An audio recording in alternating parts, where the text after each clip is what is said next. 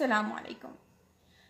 अमेरिकी रियासत कैलिफोर्निया के शहर पैसाडीना के मुज़फ़्फ़रात में वाक़या एक आम से दिखने वाले दफ्तर की ज़ेली मंजिल के एक क्यूबिकल में रोज़ाना तारीख रकम होती है।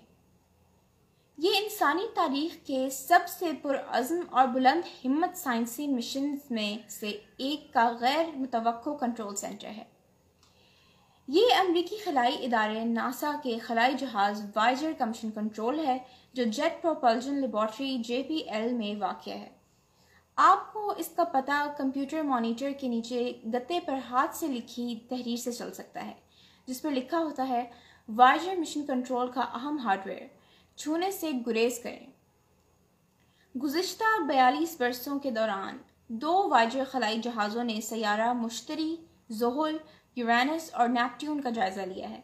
उन्होंने इन दुनियाओं के तफसीली मनाजिर ज़मीन पर भेजे, जिनमें बर्फ़ से ढके, आतिशफ़शाओं से अटे और ईंधन पर मुश्तमिल स्मॉग से भरे चांद भी शामिल हैं। उन मिशंस ने ज़मीन पर हमारे नुक्ता नज़र को तब्दील कर दिया है और अपने साथ मुंसलिक सुनहरे ग्रामोफोन रिकॉर्ड्स के साथ ये इंसानी तहजीब को अपने साथ सितारों तक भी ले जा रहे हैं।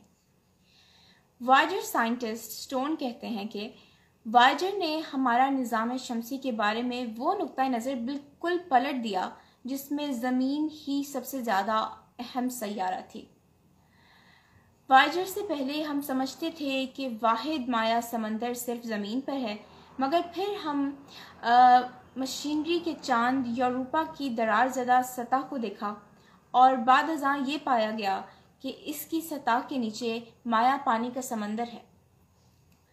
सैयारों के चांदों से कुछ सबसे ज़्यादा हैरानकुन मुशाहिदात सामने आए। वायेजर खलाई जहाज़ों की मदद से मालूम हुआ कि ये चांद पत्थरों के टुकड़ों से कहीं ज़्यादा थे।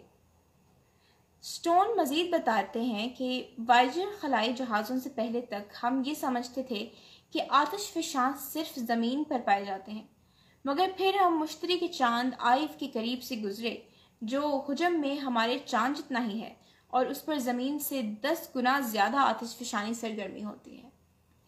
ये और इस तरह की कई हैरत अंगेज़ साइंसी इजादात और मालूमात हैं, मगर चूँकि मेरा प्रोग्राम साइंस पर मुश्तमिल नहीं है, तो इन सब बेहद दिलचस्प मालूमात को किसी और प्रोग्राम में तफसील से आपके साथ शेयर करने के वादे के साथ मैं आपको अपने मुल्क की मौजूदा सूरत हाल की तरफ ले जाना चाहूँगी। आलमी इक़्तिसादी इदारे वर्ल्ड इकनॉमिक फोरम ने 2025 तक पाकिस्तान को दरपेश 10 बड़े ख़तरात की निशानदेही की है। वर्ल्ड इकनॉमिक फोरम की ग्लोबल रिस्क रिपोर्ट के मुताबिक पाकिस्तान को डिफ़ॉल्ट के ख़तरे का सामना है।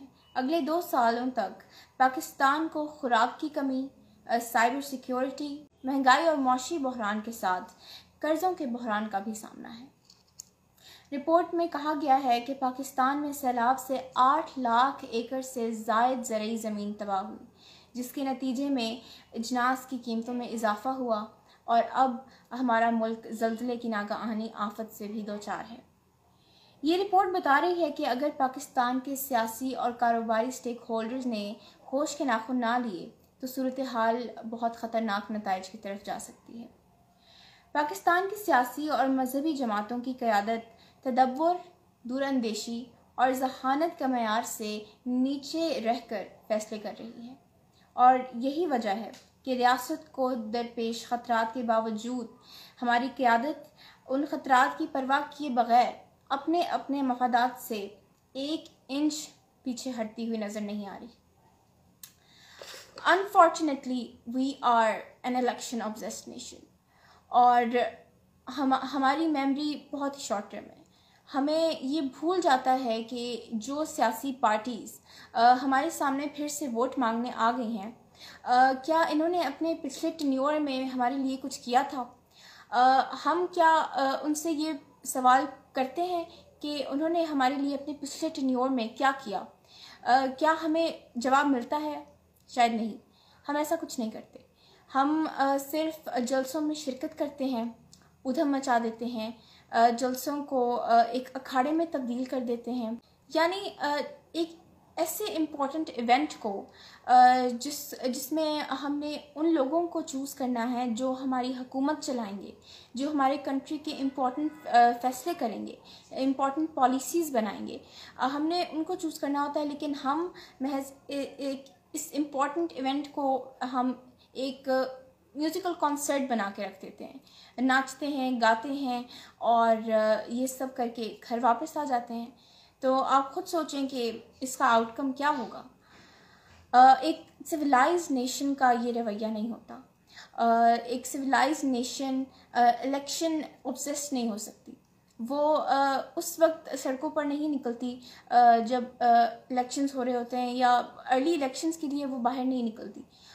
वो इसलिए नहीं निकलती कि अपने लीडर्स के सामने नाचे गाए या अपने लीडर्स को खुश करे, बल्कि बाशऊर अक़वाम तब बाहर निकलती हैं जब उनको लगता है कि उनके राइट्स की खिलाफ वर्जी की जा रही है, उनके राइट्स उनको नहीं दिए जा रहे, और उनको जब लगता है कि उनकी सहूलियात में कमी आ रही है, किसी भी किस्म की कमी आ रही है, और जब उनको ये लगता है कि उनके लीडर्स अपने डिक्लेयर्ड मैनिफेस्टोज़ को फॉलो नहीं कर रहे, वो अपने किए गए वादों से पीछे हट रहे हैं, वो तब बाहर निकलते हैं।